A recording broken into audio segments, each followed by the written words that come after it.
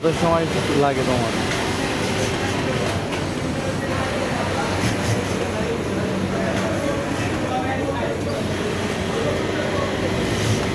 হ্যাঁ,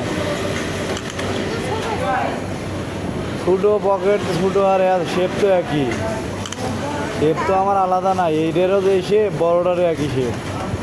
2-1 সেকেন্ডের ব্যবধান হবো, ছোটো আর বড়োর মধ্যে মিনিটের ব্যবধান হবো না।